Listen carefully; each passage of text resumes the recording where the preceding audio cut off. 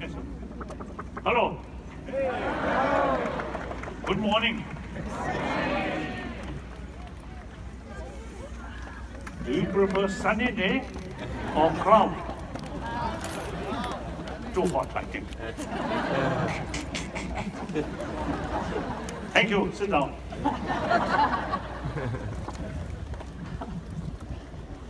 As you just witnessed, it is always helpful in a time of uncertainty to meet a wise and compassionate human being. It can be comforting in a time of anger to hear a man who says his religion is kindness. And there is something that can ease deep within us in a time of worry when we are offered a glimpse of a better world. The 14th Dalai Lama, revered by the Tibetan people as the reincarnation of the Enlightened One,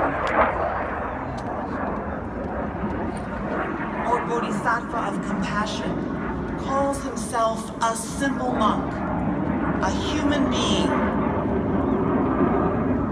just like the rest of us.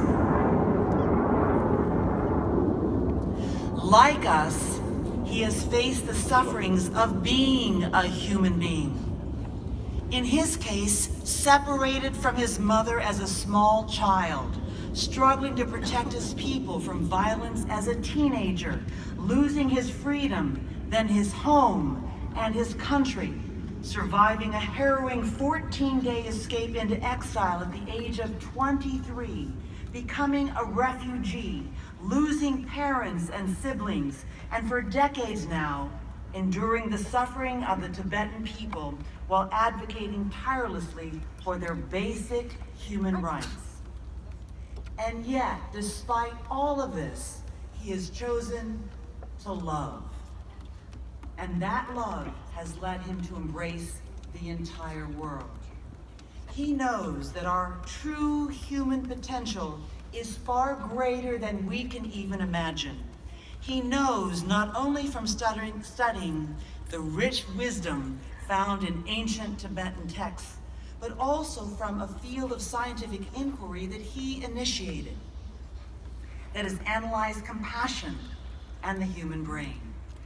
Modern science, it turns out, has found that compassion is a fundamental human trait. The evidence indicates that humans who practice compassion tend to be happier and may even live longer. The Dalai Lama says this evidence is reason to hope that we humans will find our better selves.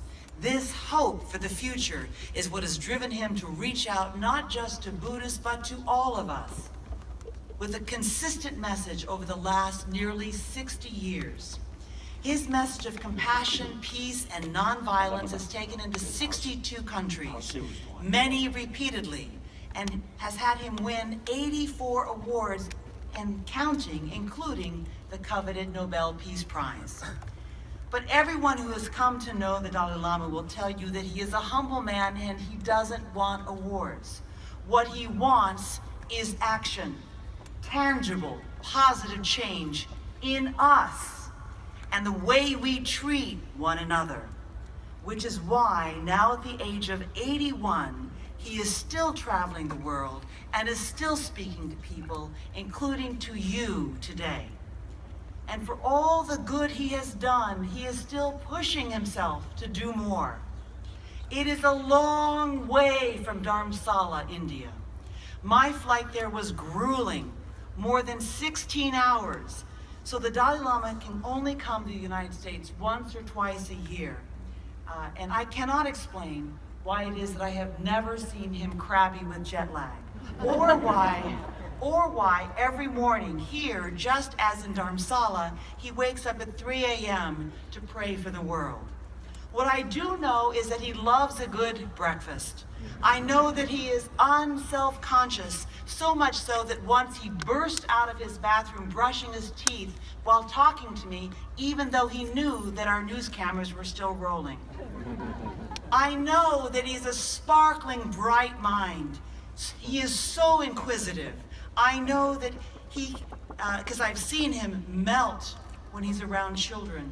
I've seen how he warms to young people. And I've seen how he shows deference, even reverence, to people who are older than he is. And I also know this: he loves you. So please, warmly welcome the 14th Dalai Lama.